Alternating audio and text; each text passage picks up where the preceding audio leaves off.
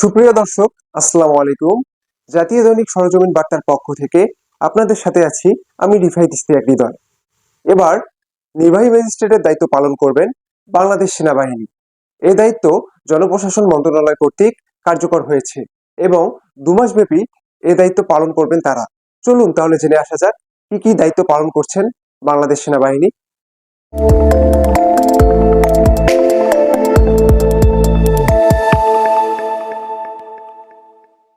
বাংলাদেশে সঠিকভাবে আইন প্রয়োগ ও বিচার বিভাগের দায়িত্ব পালন করবেন বাংলাদেশ সেনাবাহিনী। বাংলাদেশ সেনাবাহিনীর কমিশন অফিসাররা এ দায়িত্বে নিয়োজিত থাকবেন। দেশের সার্বিক অবকাঠামো নিয়ন্ত্রণে, আইন শৃঙ্খলা রক্ষার্থে এবং জনগণের নিরাপত্তায় কাজ করবেন বাংলাদেশ সেনাবাহিনী। আইন শৃঙ্খলা পরিপন্থীমূলক ঘটনা ঘটলে তাৎক্ষণিক সেখানে পৌঁছে যাবেন সেনা সদস্যরা এবং আইন প্রয়োগের মাধ্যমে তা নিয়ন্ত্রণ করবেন। অনিয়ন্ত্রিত পরিবেশ লক্ষ্য করা গেলে নিয়ন্ত্রণের লক্ষ্যে তাৎক্ষণিক শাস্তি প্রদান করবেন। বাংলাদেশ সেনাবাহিনীর নিকট জাত, ধর্ম, দল, মত নির্বিশেষে সকলেই সমান, তাই অন্যায় করে তাদের হাত থেকে কেউই রেহাই পাবেন না।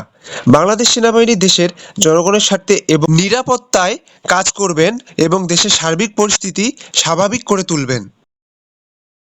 কিছু গোষ্ঠীর নিকট আতঙ্ক এবং সর্বসাধারণের নিকট আস্থার আরেক নাম বাংলাদেশ সেনাবাহিনী। তাই তো বাংলাদেশ সেনাবাহিনীর এই দায়িত্ব পালনের খবর চতুর্দিকে ছড়িয়ে পড়ায় জনসাধারণ পেয়েছে স্বস্তি এবং অনেকেই রয়েছেন আতঙ্কে।